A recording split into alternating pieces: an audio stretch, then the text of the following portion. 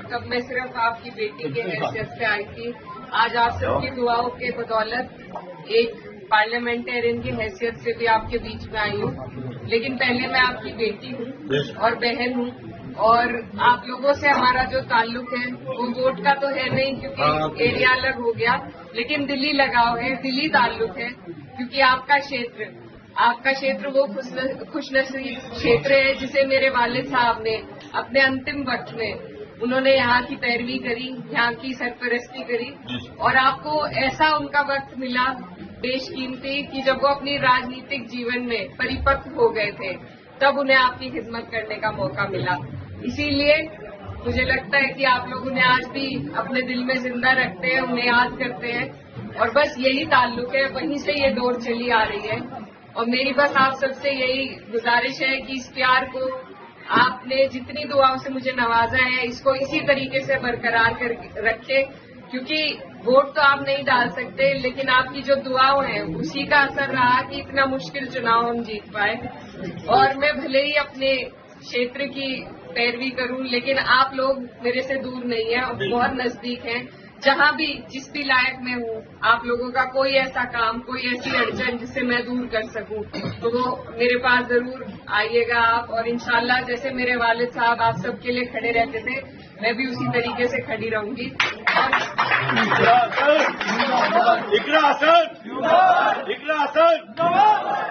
और जिस तरीके से संसद में मैं अपने क्षेत्र की आवाज उठाती हूँ, आप लोग भी दूर नहीं है। मैं कोशिश करूंगी कि मेरी जो लड़ाई है, मेरी जो आवाज है, उसमें आपका भी हिस्सा रहे, आपके लिए भी मैं आवाज उठा सकूं।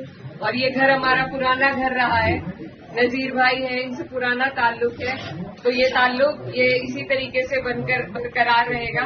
और क्योंकि राजनीतिक प्रोग्राम तो नहीं है, पर फिर भी ये कहना चाहती हूँ कि जिस तरीके से इस चुनाव में हम लोगों को सफलता मिली, पार्टी को सफलता मिली, तो अब बस सभी में जोश है और बस कोशिश यही करनी है कि आने वाली 27 में सरकार को आपको और हमें मिलकर बदलना है। क्योंकि जब तक सरकार नहीं बदली जाएगी तब तक आप और हम कहीं ना कहीं पिसते रहेंगे। तो इसलिए जरूरी है कि अभी से आप अपने जहन में इस बात को डाल लें कि जब मौका आएगा तो यहाँ से हमारे राष्ट्रीय अध्यक्ष अखिलेश यादव जी के हाथों को आपको मजबूत करना है।